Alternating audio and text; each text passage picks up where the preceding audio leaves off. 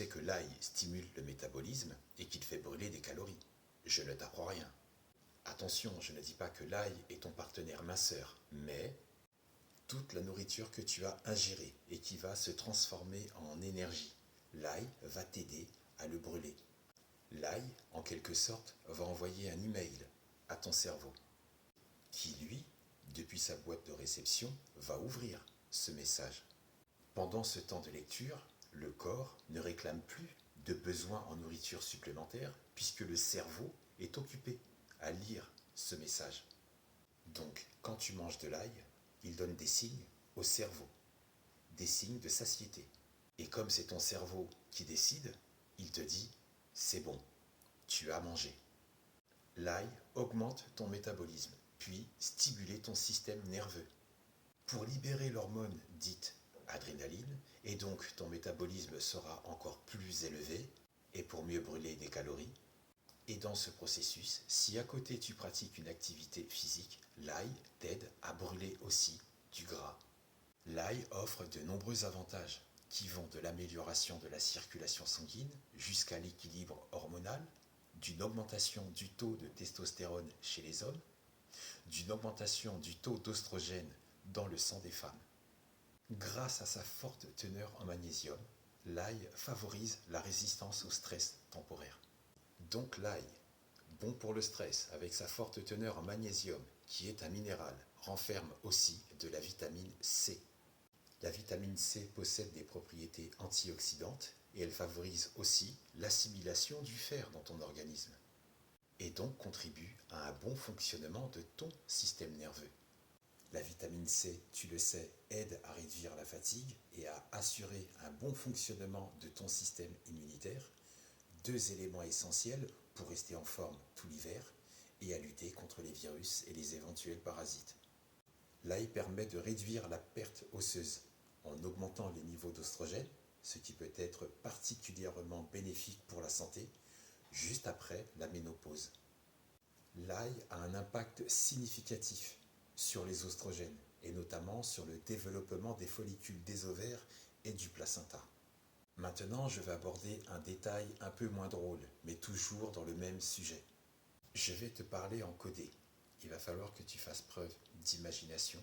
Si je le fais, c'est parce que des haineux m'ont signalé sur une de mes vidéos, notamment celle où je parle du vaporisateur nasal anti-migraine, et comme je cite indirectement un géant pharmaceutique, ce n'est pas l'intéressé qui m'attaque, mais ces haineux qui l'ont fait dans le but de défendre un business. Pour revenir à ce détail qui a attiré mon attention, sur les réseaux, beaucoup parlent de se mettre une gousse d'ail dans le calamar. Oui, oui, et une gynécologue américaine soutient cette idée et elle aurait posté pourquoi les femmes n'auraient pas le droit de se mettre une gousse d'ail dans la cacahuète. Mais pourquoi? Ça sous-entend que certaines se mettent une gousse d'ail dans le casier? Eh bien oui, elles sont de plus en plus nombreuses à le faire et sont encouragées par des influenceuses. Après, ce sera quoi? De l'oignon, du thym, de l'origan, du piment. Après, tu peux me dire que ça ne me regarde pas. Mais moi, c'est la santé qui m'intéresse. Les réseaux sociaux, ça a du bon parfois. Parfois, c'est surprenant. Parfois, inquiétant. Et d'autres fois, dangereux. Alors oui, l'ail est un antibiotique naturel et qui a des propriétés anti-germes. Mais une gousse d'ail, seule, dans la bouche, ça pique. Et donc ça, inséré dans le tunnel de l'amour, Yay, feu d'artifice garanti dans le colibri.